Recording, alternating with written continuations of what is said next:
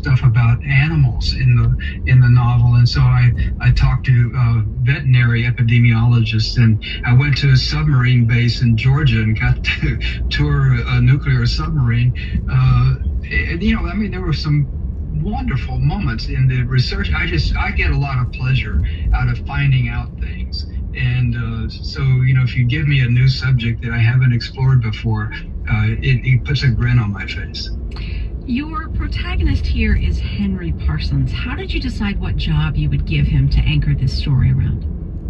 Well, I needed him to be an epidemiologist so he could go wander off alone, as so many of these people do, trying to investigate a new disease. And, the courage that is required is just, to me, breathtaking. I'd rather go to a war zone than, visit like an Ebola hotspot.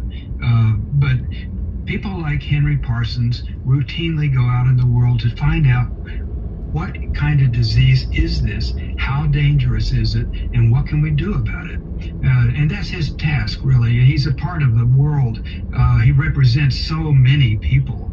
But, I just thought, it's kind of hard in modern day to create heroes, but it wasn't hard for me at all when I turned my attention to Henry and the world that he inhabits.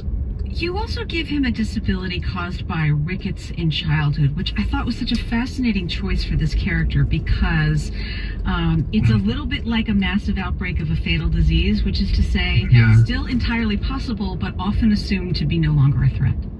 Right. It's a disease often caused by poverty or, lack of nutrition, lack of sunlight. It afflicts, for instance, women in Saudi Arabia because they don't get enough sunlight.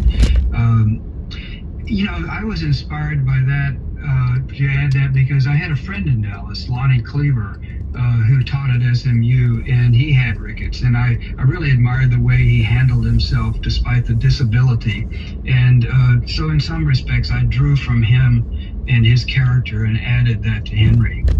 You don't go too directly into Henry's psychology in the book, but how did you imagine his disability might have shaped his character and the sort of drive he had to succeed? Well, he's a small man. The disease has made him small, and I think he may be overcompensating in some ways because, he's so driven. He was a man who thought he would never find love, and yet he did, and he's a devoted family man because he thought it would never happen to him. So when he gets separated from his family, his goal is to get reunited, and that's solving the disease and reuniting with his family. Those are his real goals in the novel. Henry doesn't know what their status is for a while because they're disconnected for reasons that we won't reveal here. But for me, the really most disturbing parts of the story are thinking about the people he cares about back home in much worse shape than he imagines. Yeah, it's aching, longing disease. There's also the sense that his wife is like, dude, we need you home. She's proud of him, but she needs him. I wonder, you mentioned covering conflict zones. I wonder if you've experienced that in your life, that sense of tension between the work that drives you and what you owe the world and the needs of your family.